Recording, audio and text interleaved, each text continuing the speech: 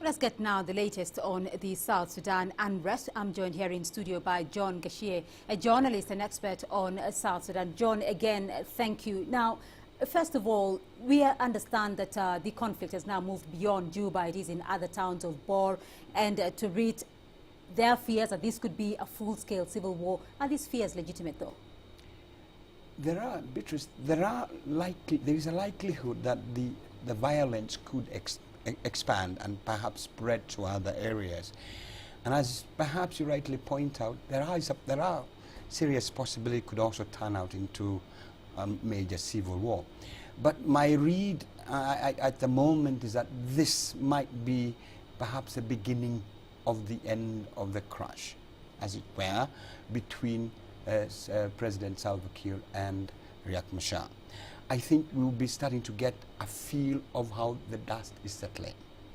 Now, it must be understood that the spread to Jonglei is one state that was always unstable. It has had various rebel movements and groups fighting even prior to the falling out between Salva and Riek Machar. What is worrying, perhaps, is that one of the notorious, so to speak, defector within the Sudanese, South Sudanese situation has joined Riek Machar.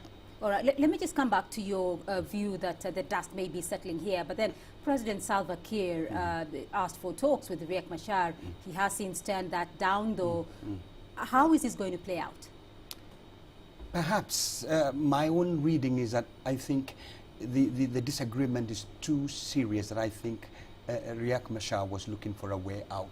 Perhaps the fighting is giving him a chance then to mount an opposition, perhaps to create a different political party, perhaps also to seek a military solution, a combined political outfit and also a military solution to kind of bring pressure to bear on President Salva Kiir. Now, is Salva Kiir willing to incorporate, as it were, Riek Machar back into his movement? All right. I think those are the issues that need to be sorted out.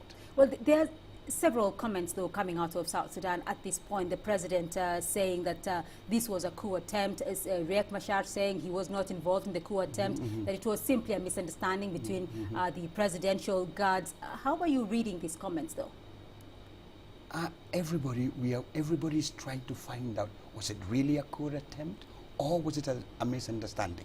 The only thing that is clear, as a lot of observers have said, this clash, head-on clash, was inevitable. It was a question of how and when it would take place. Now, was it instigated by Riek at that particular moment? Perhaps it's still very early to decide. Did it perhaps, as an accident, then precipitate what everybody expected, a head-to-head disagreement coming to the fore? Yes, it did. Now, can we ascertain or ascribe it as a coup? Possibly, perhaps not, in light of what has come out. But did it occur? Yes, it did.